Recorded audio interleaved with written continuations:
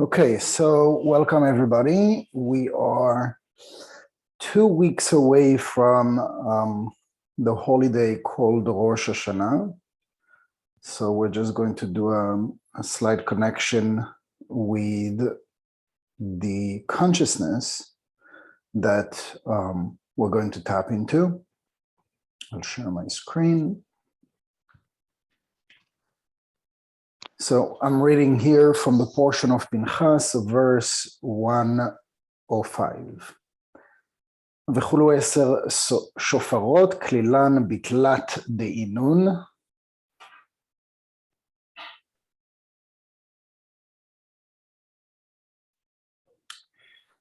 סימן קש"ר דהיהו תקיעה שברים תרועה, ותקיעה אחזה אריכו דגלותה. שברים קריבו דגלותה תרועה ביתה פורקנה, דאחזה זוכאה, בתר דוחקה ולט רווחה. בין דה לדה, דוודאי כיוון בשאר אמין, מעכבין לון לישראל בגלותה, דוחקה דלהון מקרב לון פורקנה, עוף אחי מיהו דדפיקו, דה ותר דה. בין אפיק דבשה דברנש, בתר דלת רבע, רווח בין דה לדה. All right, who's going to read the English?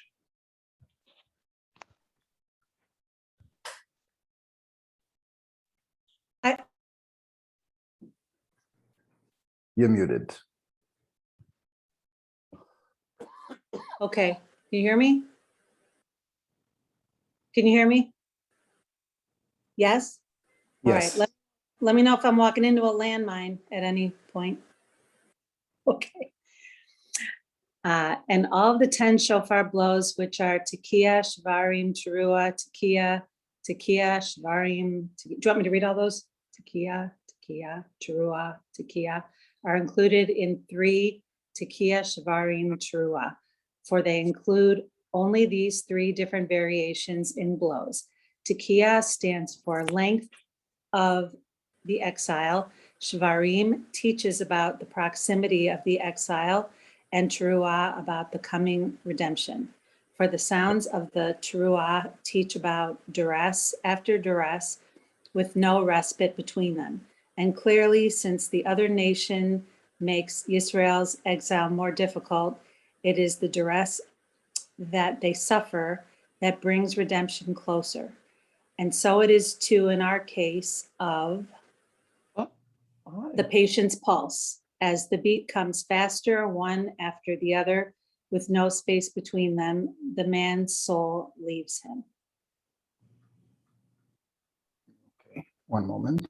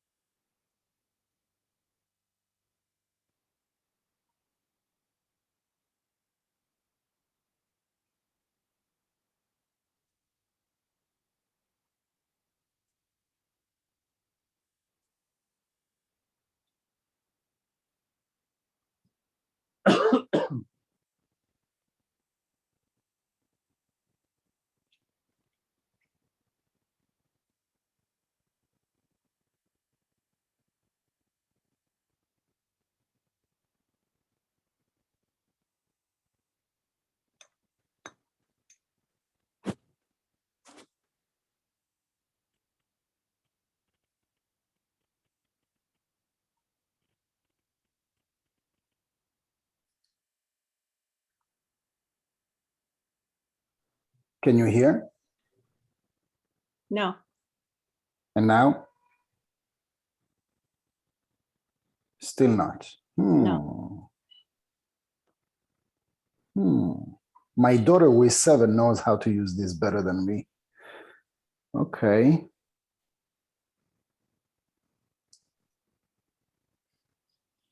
Okay, never mind.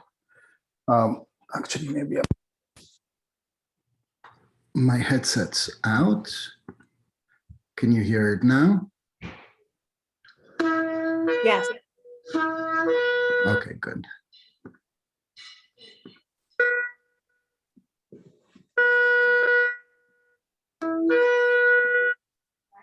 Takia.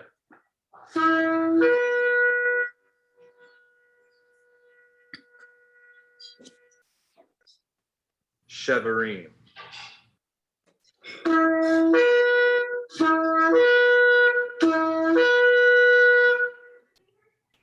Sarua.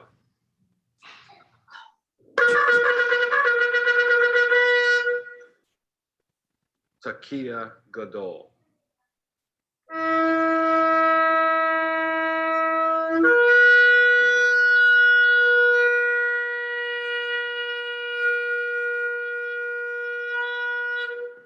Okay.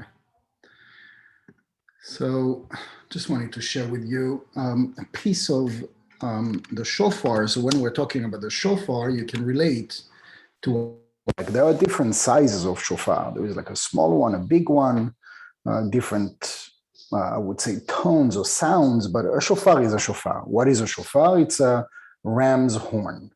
And it's interesting that the one of the most powerful tool of, I would say, of all Judaism, from our translation and from our angle of Kabbalah, is the shofar.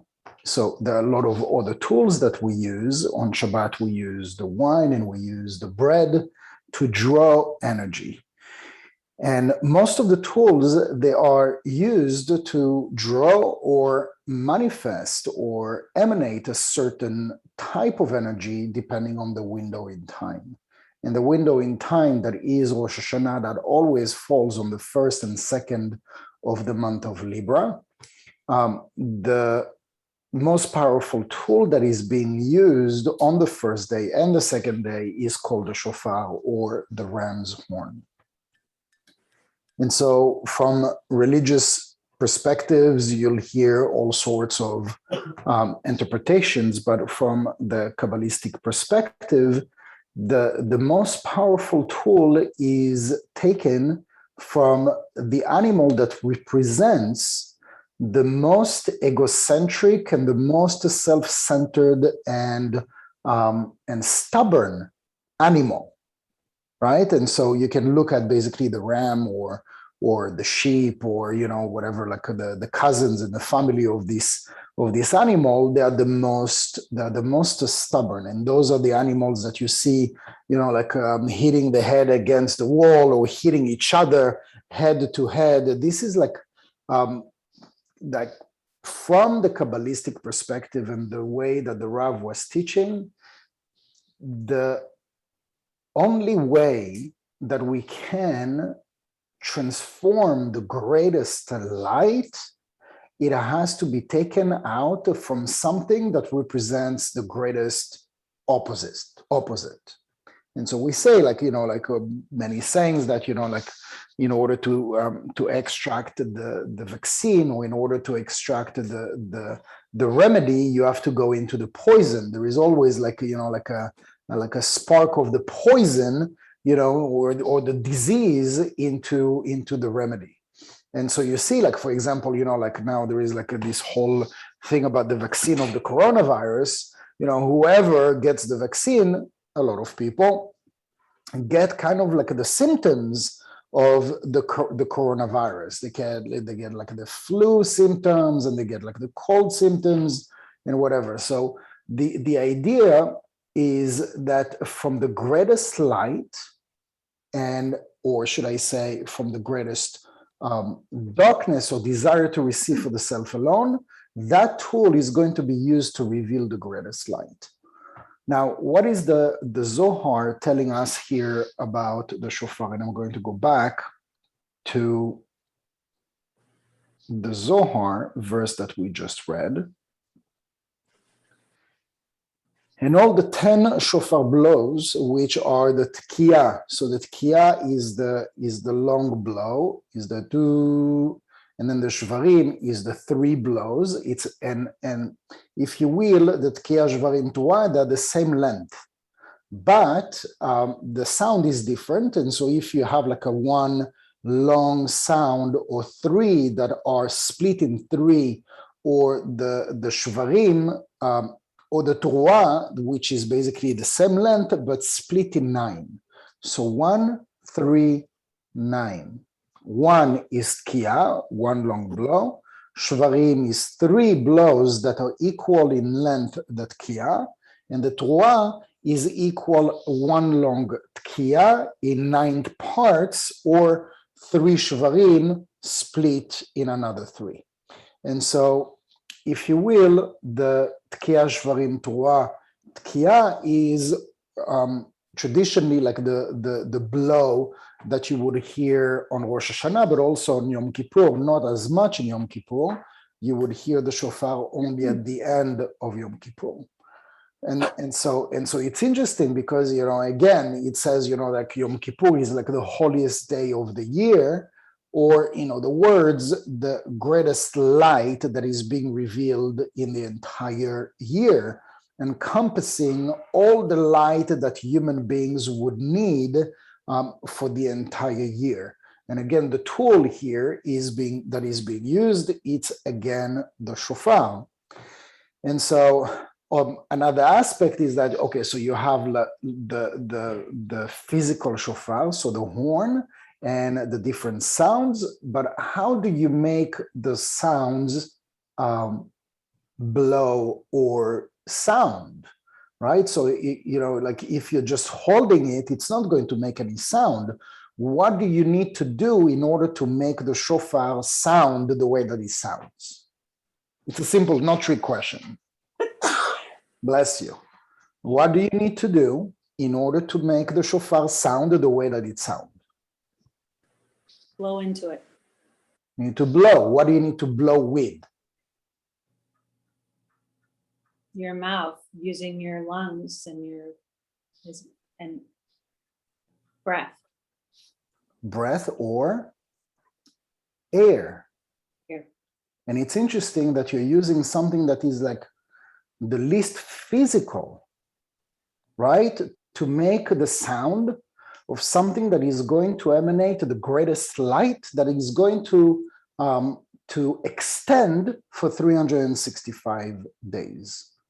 So with the breath, with the air that comes out of our mouth, we have spoken about this many times. So with the mouth, we can reveal a lot of light, we can reveal a lot of darkness with what we say, and when we get upset, when we get emotional. But here we're using the mouth, and we're using the air that is coming out of our mouth with basically something that is like the least physical to create the greatest light. And so the air, right? So it's like the greatest illusion. It's like you're breathing air out, but it's not tangible, like there is nothing, right? And so this is why the Rav says that, that something that blows a sound had to be the tool, but it couldn't just be a tool. Otherwise, we could just take like a trumpet and make a certain sound. But it had to be a specific tool. But the air that comes out, there are many, many secrets for those who have the Zohar. You can study about it. There are several parts of the Zohar. There are also different parts of the Ari that are discussing, those great secrets about the air and about, where it comes from and the way that it comes out of the mouth, and the throat, and the mouth, and the lips. It's incredible. And also the way that the blower is holding the shofar. It's also, many secrets in there. And the sounds that are being blown also carry different secrets. And so for they include only these 3 different variation in blows, tekiah, which is the first long blow, the 2 stands for the length of the exile.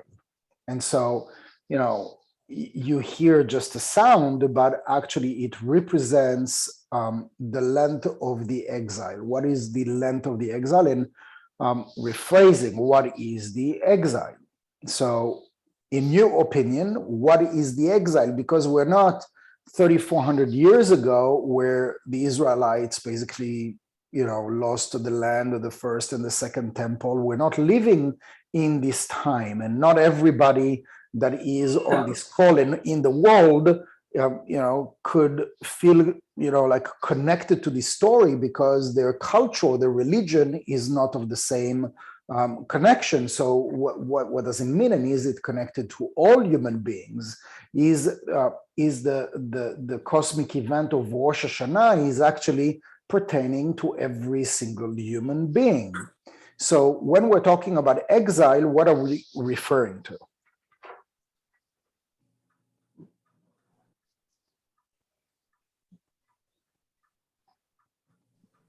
Separation from the light. Separation from the light. So obviously I like the way that it sounds, and it is true, separation from the light.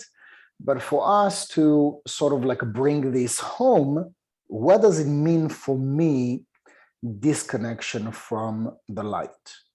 For every single person, disconnection from the light would translate differently or very specifically. For somebody, it would be loneliness. For somebody, it would be divorce. For another person, it would be loss of financial security. Another person is loss of health. All sorts of, like, for every single person, exile would mean something different. But really, in the big scheme of things, is that I do not recognize, I do not see the light in the challenges that are presented in front of me. This is truly the exile, because once we are living exile and we are restored, that our soul is restored back to the light, then we see the light in every event. We see the light in every single individual. Imagine right now, it's going to pop up in your mind, the person that you're despising the most, the person that is annoying you, upsetting you, has disappointed you, hurt you the most. For a person that is living exile, would see that person as the biggest messenger. So right now we can't see it this way, because that person is really upsetting me or annoying me or hurting me. And right now I'm just like full of emotions and full of hurt and full of resentment and grudge, etc., etc. And so it's harder to put into perspective. But this is truly when we're talking about living exile, or at least to know that we are in exile. Each and every single one of us go through their own, nature of things, nature of life, or like the things that just happen to every single person day in and day out. Those are just events that just happen. And we say, this is life, c'est la vie. Good things happen, bad things happen, and that's just life. But in truth, for somebody who is not any longer in exile, that has, I should say, disconnected from that reality of exile and reconnected, restored that connection back to the light, it wouldn't matter what would happen to this person. For that person, it would be just another layer, another level, another opportunity for me to go to the next level. For us, regular, normal people that are naturally hurt by certain situations, news, people, close or far. We can just say that this is human nature. We just get hurt by certain things or people or situations. And that would be true as long as we are in exile. Because the moment that we're not in exile, then there wouldn't, God willing, there wouldn't be a moment anymore left any residue of misconstrued or confused question mark. Where is this coming from? Is this here? Is this happening to me to hurt me? Is this happening to me because God of the universe is after me? For a person who is in exile, those would be the questions. For a person who has left exile, those questions do not remain anymore, because a person sees the light truly not just, like in the mind, but also in the heart. I would say the easiest is to have this or to learn this by heart and to keep repeating it to ourselves. Everything comes from the light. And you'll hear when you study Kabbalah, you hear everything is from the light. It's from the light. And this is from the light. And this is, you have to see the good. You have to see that this happens for a reason. It is true intellectually, but then when it comes to translate this into belief, this is where we need more practice. And so sometimes the practice is not enough, because we are human beings, and human beings are, have more work to do in order to get to that level of. But truly, if we needed, and if we want to be modest, we need help. And that help is not coming naturally, that we pray, that we beg, and unfortunately we pray and beg only when things are bad, but that we pray and that we beg, the help that we need is just not showing, is just not translated into the moment or into the most desired crucial window when something is happening. Right now I need help, but I don't have the guidance and I don't have the answers. We have that support once a year that can give us a booster in the support system that is called life, where throughout the past 1, 5, 10, 40 years, I've done the best that I could, but every single time I would face this situation or this person, I'm just going back to my old self. And that is because whatever I've used until now was limited to physical help, emotional help, logical help. When we're talking about esoteric, mystical tools and knowledge and wisdom, this is when we're starting to go a higher level of support, of guidance that we have not inquired into. We didn't look into, or maybe even for those that have practiced, those different connections in the past years, but now hopefully would get maybe a new level of understanding that the shofar is a support system. It is a support system to come and help us in moments of exile.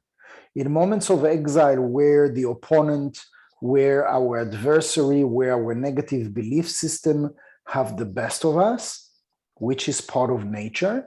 And we are using this support system to accomplish mind over matter. And the mind over matter is to go over the nature. The nature is that will dictate when something like this happens, or when this person is going to push my button. This is how you need to react. It is part of my pre-programmed self that when something happens that is bad, this is how I need to react. When the shofar comes into play and it is being blown and I'm hearing the sound of the shofar, especially during this window in time that is open for all mankind, Irregardless the culture and the religion and the history and the past, whoever connects with that consciousness to the sound of the shofar gets that booster, that support system of mind over matter. And suddenly throughout the year, where after this coming Rosh Hashanah, things are still going to happen. It's not like challenges are just going to disappear. But as they happen, I surprise myself that I'm overcoming it with incredible, unexpected ease. Where is that coming from? How am I able to overcome where I used to succumb to my weakness and to my low self-esteem? I am in that new level, that new me that is able to overcome this challenge that has been petrifying me for the last 20 years. And surprisingly, I've just like overcome it as if it never happened. This is the kind of miracle that we should expect when we're using something that we have never used before. It has and it is working for countless of people that don't just do it. If you just do it without consciousness, like 99% of the religious people out there that go to the temple, that go to the synagogue, without that consciousness to use this as a booster and as a support system, it is not going to be activated, at least to its fullest. When we're listening to the Tkiyah, Shvarim, Torah during those 2 days, and there is a reason why we blow it, it is necessary to blow it in those 2 days. The Zohar and the Ari goes into explaining that the blows of the shofar on the first day removes harsh judgments. Harsh judgments, it's not that the universe is after us, it is to clean our slate, to clean all the luggage, all the baggage that we have accumulated over the years, over the past lifetimes, with all the wrongdoings and the sins and the things I should have done and the things that I should have said and I didn't, and I was lazy and I was a coward and I was not strong enough and I wasn't courageous. Accumulated over the years, accumulated over past lives. The first day of Rosh Hashanah is to remove all those harsh judgments, and the second day is to remove all the soft judgments. It's like all the like oops moments, like you made a joke about somebody and like you didn't mean it, but you embarrassed this person in public. So it's not a harsh judgment, but you still like caused somebody to feel embarrassed, and that creates an energy of judgment. So an energy of judgment plus 100 different energies of judgment create a big judgment. And then when things happen, when bad things happen, we say, why is this happening to me? So when we're in Kabbalah, we know that things don't happen by coincidence, but what we do know is that when we come to Rosh Hashanah, when we come to Yom Kippur, we have an opportunity to restart a clean slate. And we don't just have like the intention, I want to start a clean slate, okay, job is done. It is hard work during those 2 days. A lot of prayers, a lot of connections, using the tool of the shofar to cleanse all those different levels. So reading again, that Tkiyah stands for the length of the exile. Shvarim teaches about the proximity of the exile, and the Torah about the coming of redemption. For the sounds of the Torah teaches about the duress, after duress with no respite between them. So it's like when we do it's like when things happen and you feel like, like you're being bombarded. When something bad happens, everything goes wrong, right? Like the Murphy's Law. So this is like, the consciousness that we have behind the blowings of the shofar. It's about our life. It's not about, going to hear, like a concert. It is about our personal life. We're going to that place where we can, and for most of the people, are going to stream with the center Rosh Hashanah, the first day and the second day, and are going to listen to the sound of the shofar. This needs to be, and this should be our consciousness, that we're removing judgments that we have created. Nobody created for us. we have created. Maybe I'm not conscious exactly or remembering everything that I've created in this lifetime, and I don't need to. I don't need to remember anything. I don't need to even sure, it's going to help a little bit if we go into like self-introspect and we do some spiritual work, etc. But if we come to Rosh Hashanah with that consciousness, the shofar is going to do the work for us. And there is so much more that we can share, but I hope that all of you have access to Kabbalah.com. There is plenty of material that you can listen to, that you can learn as we approach Rosh Hashanah. Lots of consciousness. I mean, you don't need to go too deep and you don't need to go too complicated. It's easy enough to keep it simple. And if you just take away from that session what we have just shared to activate the consciousness of cleansing, of clean slate, is that we allow the shofar, the sounds of the shofar, to remove all those layers of negativity that we have created. The shofar is being used as a booster, as a support system that we didn't have in this past year, that we didn't have in this past life, maybe not with the right consciousness or at all. And so maybe for some of you, it's going to be the first time listening to the shofar, and maybe not even this year. Maybe you're not even ready to listen to the shofar this year, and that's okay too. Maybe in 2 years, maybe in 5 years, maybe in a lifetime, you'd be ready to listen to the sound of the shofar to get like this extra help to do our spiritual work. Any question?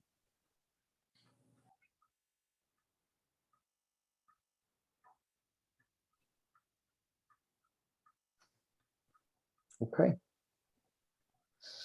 So again, if you have any questions, you can always message me. You can also schedule a one-on-one meeting if you like. We are meeting again next week on Monday. And I don't know, is Rosh Hashanah in 2 weeks or in 3 weeks? Confused. When is the 6th? So it's in 2 weeks. So we still have class next week. Yeah, 2 weeks. Yeah, so it's in the following week. So 2 weeks from now, we won't have class. But next week, same place, same time. Thank you. Thank you, Yehuda. Okay, You're thanks, welcome. Merci beaucoup. Thank you. Of course, you're welcome. Bye-bye. Thank you.